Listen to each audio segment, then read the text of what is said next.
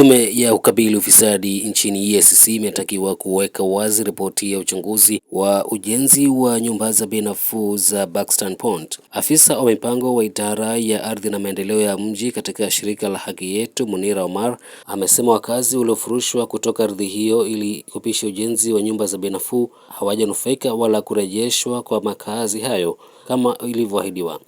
Munira aidha ameitaka tume hiyo kuweka wazi mkakati uliopo ili kuhakikisha wakazi wanaoathirika na ujenzi wa nyumba za bei nafuu hawadhulumiki. Tumepeleka ushahidi wa kutosha kusema kuwa huu mradi ambao umetengezwa ama umetekelezwa hapa Buxton ni mradi ambao umetekelezwa kwa njia ya ukora, kwa njia isiyo wazi, na wale waathiriwa ama wale wakazi wa Buxton wa kitambo na wakazi wote ambao wanastahili kupata hizi nyumba sio beneficiaries wa huu mradi.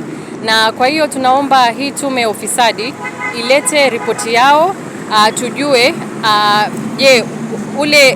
ule ushahidi ambao tumepeleka ni wa kutosha ama wanataka ushahidi zaidi ili tusaidiane kufanya kazi na wao.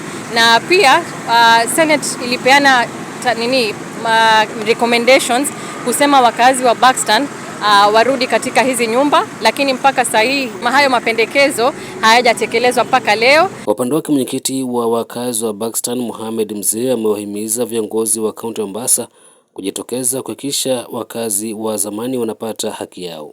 Tuliahidiwa baada ya kuvunjwa hizi nyumba, baada ya kutolewa kinyama, matingatinga yanavunja nyumba, vyombo vikiwa ndani ya nyumba.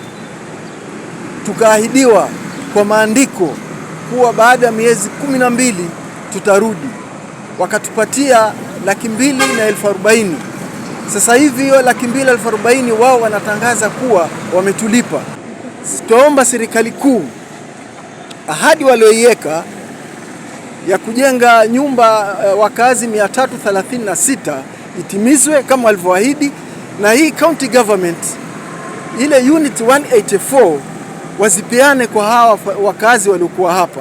Sasa kitu cha kushangaza ni kwamba hawa viongozi badala kutusaidia sisi, wao wamenyamaza kimya. Twasaidiwa na viongozi kutoka mbali sana.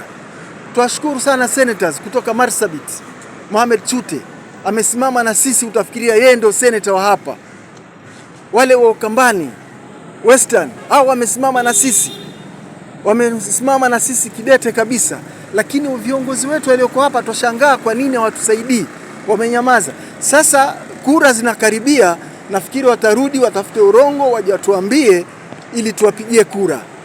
Zainab Mohamed ambaye ni mkazi wa Buxton kwa zaidi ya miaka 34 amemtaka Rais William Ruto kukomesha ubadhirifu wa fedha za umma. Bwana Ruto, nakuambia, kwa nini mnapoteza public funds zetu na economy funds zetu for sudden meetings, unnecessary meetings, and you don't implement anything in this country?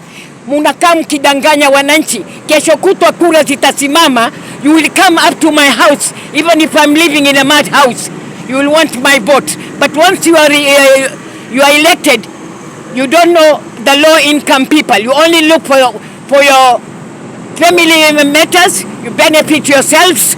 All the political people, I'm telling them, because they are not fighting for us. We are fighting for ourselves, and most of us, look at this country, how people are suffering. There's no food, there's no schools, there's no what. Many people are not studying in this country. There's no medicine.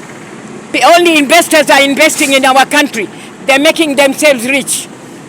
Ali Vincent, Benvin TV.